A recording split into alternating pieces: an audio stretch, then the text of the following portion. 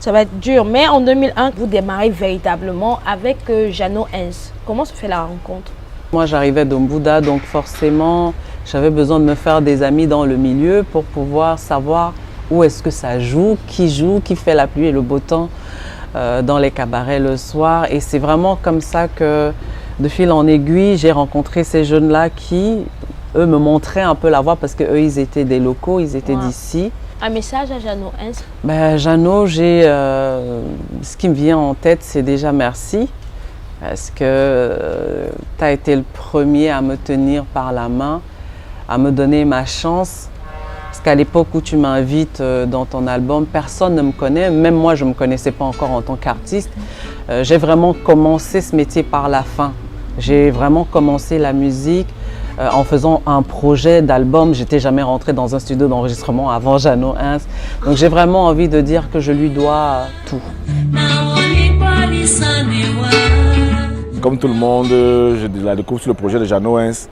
Ouais, chante Faladio, Katio, Newe, Longel. Vous allez vous installer plus précisément à Paris pour là suivre des cours à l'Institut d'art et culture Perception. Vous allez prendre des cours de piano, de solfège et de chant. Je vous propose cet extrait. Un jour, on se retrouve et on est à Paris. On était comme des fous à Paris. On dit, regarde Charlotte, c'est nous comme ça là. Après Douala, Yaoundé, tout ça. Maintenant on se retrouve aussi à Mbeng. Galon, Tiopo, KFC. Nous aussi on va aller. Tu vois, je veux dire, c'est ça, on s'était embrassés parce qu'on avait la fierté d'avoir franchi un palier. Et je me souviendrai toujours des larmes de Charlotte quand elle avait fait son concert au Palais des Congrès, de ses premiers concerts. Où elle avait, à la fin du concert, je suis allé, elle me serrait fort dans les bras, elle me dit que Serge, tu as vu, ils sont venus pour moi. Et je lui ai dit oui, c'est parce que tu le mérites. C'est bon, à Paris, en 2015, on avait rendez-vous. Quelques années avant, elle était passée chez Copo, s'est vantée qu'elle faisait le meilleur beignet haricot de Paris. Alors quand je suis arrivé, j'ai dit, il faut que moi aussi je profite de ce beignet haricot là. Et on avait rendez-vous. Et juste au sortir du métro, je me dis, il faut que j'appelle Charlotte pour que je ne puisse pas rentrer chez moi, que je prenne une autre ligne, qu'elle m'indique où aller.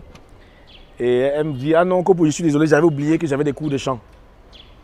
Nous sommes en 2015, elle est déjà toute établie, elle est Charlotte Dipanda. Et elle va encore prendre des cours de chant. Je me suis dit, waouh, il y en a au pays qui doivent apprendre un peu. Donc j'ai trouvé ça vraiment waouh. J'étais un peu déçu de ne pas la voir, tout ça, qu'elle me mette un énième solo. Mais au moins, je me suis dit, Charlotte Dipanda, prendre des cours de chant. Donc vous lui devez encore des beignets haricots en fait. Ouais. Je suis crédible. Alors à Paris, Luka Kanza va beaucoup vous aider. C'est lui qui va vous présenter ou vous recommander à Papa Wemba, aujourd'hui de regretter mémoire. Et après cela va s'enchaîner. Vous allez vraiment être celle-là qu'on va retrouver sur tous les cœurs avec Mano Dibongo, Idrissa Diop, Axel Red, Rokia Traoré. Et aussi, vous allez faire la première partie de la portugaise Ana Moura. J'ai commencé ma carrière en France en tant que choriste parce que j'avais envie d'apprendre. Et la meilleure manière d'apprendre, c'est d'apprendre avec les grands, avec ceux qui sont déjà établis, qui ont déjà de l'expérience. Moi, la première partie avec Ana Moura, c'était la première fois que j'étais dans une grande salle. C'était à la Cigale. Et quelques années après, d'ailleurs, j'ai fait ma propre Cigale. Quand j'arrive en France, je me dis, oui, il y a beaucoup d'artistes qui ont fait des concerts dans des grandes salles parisiennes et je veux faire partie de ces chanteuses camerounaises qui arrivent dans un pays et qui se disent rien n'est impossible. Et c'est vraiment ce que j'ai fait pendant 10-15 ans. Je préparais ma carrière en solo et quand je l'ai commencé, j'ai toujours eu à cœur de à chaque fois braver les interdits, de me dire personne ne m'attend là, mais je vais avoir la prétention d'y aller. Et à chaque fois, le public m'a suivi. Maman ne l'a pas vu, non. Vous êtes plus dans les chœurs, mais cette fois en première partie, et c'est la première fois dans une grande salle. Au sorti de là, qu'est-ce que vous dites en bas de l'escalier? Comment on dit au pays, on se sent plus en fait. On a l'impression que ça y est, on touche du doigt cette carrière-là. On est en première partie d'une artiste portugaise qui est très célèbre. En plus, ce jour-là, je rencontre Prince pour vous dire à quel point c'était une grande chanteuse, une star. Et on se dit dans la loge, Prince, il est là. Coucou Prince. C'est quand même pas rien, quoi, en fait. Et moi, je me dis, mais c'est ça que je veux faire, c'est vraiment ça. Arriver sur scène, me rendre compte que les gens m'attendent. Ils sont là, ils sont partis de chez eux, ils ont pris une douche, ils sont parfumés parce qu'ils viennent m'écouter.